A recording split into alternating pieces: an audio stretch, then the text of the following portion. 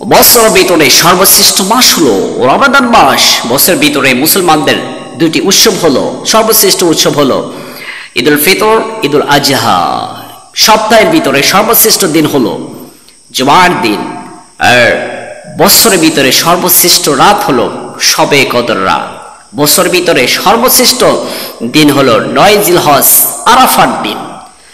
This is Arafah day, best day. But হয় এই আরাফার দিন সর্বশ্রেষ্ঠ দিন হলো কেন, জানার দরকার আছে না নাই? So listen to my lecture. এই দিন সর্বশ্রেষ্ঠ দিন এই যে আল্লাহ তাআলা যে মাসে কোরআন নাজিল করেছেন সে মাসটা করেছেন সর্বশ্রেষ্ঠ মাস। আর যে রাত্রে কোরআন নাজিল হয়েছে সে রাতকে আল্লাহ তাআলা করে দিয়েছে সর্বশ্রেষ্ঠ রাত, শবে কদর রাত। সুবহানাল্লাহ। আর যে দিনে আল্লাহ তাআলা কোরআন কারীম নাজিল করে শেষ করে দিয়েছেন, কাটাপ করেছেন, সমাপ্ত করে দিয়েছেন।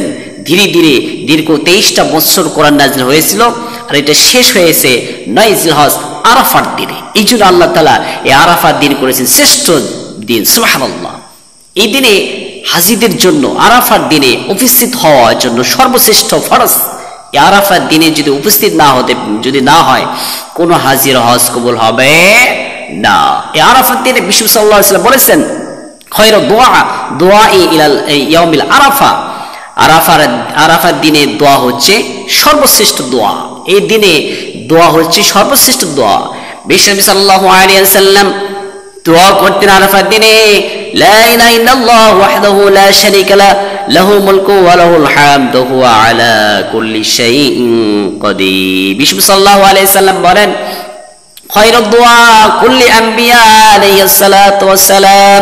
বিষ্ণু সাল্লাল্লাহু আলাইহি ওয়াসাল্লাম বলেন প্রত্যেক নবী আলাইহিস সালাতু সাইয়েদনা আদম আলাইহিস সালাতু ওয়াস সালাম থেকে মুহাম্মদ সাল্লাল্লাহু আলাইহি ওয়াসাল্লাম পর্যন্ত প্রত্যেক নবী আলাইহিস সালাতু ওয়াস সালাম সর্বশ্রেষ্ঠ দোয়া হচ্ছে এই দোয়া, লা ইলাহা ইল্লাল্লাহ ওয়াহদাহু লা শারীকা লাহু লাহুল মুলকু ওয়া লাহুল হামদু হুয়া আলা কুল্লি শাইইন কাদির। এই দোয়া হচ্ছে সর্বশ্রেষ্ঠ দোয়া প্রত্যেক নবী আলাইহিস সালাতু ওয়াস সালামের জন্য।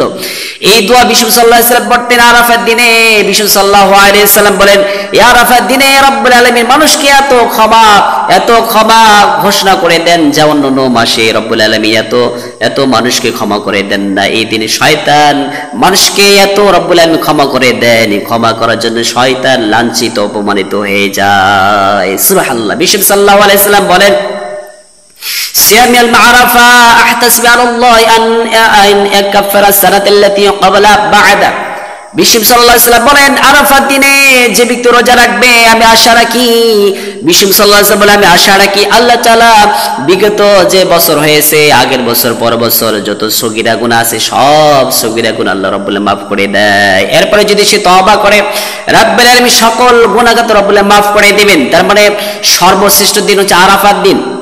এই দিন রব্বুল আলামিন মানুষকে এত ক্ষমা ঘোষণা করেন যা অন্যান্য মাসে, অন্যান্য তারিখে, অন্য সপ্তাহে, অন্যান্য মাসে, অন্যান্য বছর রব্বুল আলামিন কাউকে ক্ষমা করে দেন না। সুবহানাল্লাহ। তার মানে আরাফার দিন হচ্ছে সর্বশ্রেষ্ঠ দিন। এই দিনে দোয়া হচ্ছে সর্বশ্রেষ্ঠ দোয়া। এই দিনে রোজা রাখলে বিগত 2 বছর রব্বুল আলামিন সকল সগীরা গুনাহ আল্লাহ রব্বুল আলামিন maaf করে দিবেন। সুবহানাল্লাহ। এই জন্য এই তারিখে আমরা যেন রোজা রাখা এবং এই তারিখে যেন লা ইলাহা ইল্লাল্লাহু ওয়াহদাহু লা শারীকা লাহু মুলকুল ওয়া লাহুল হামদু ওয়া আলা কুল্লি শাইইন কাদির দোয়াটা পড়া এবং আমল করা তৌফিক দান করুন। আমিন।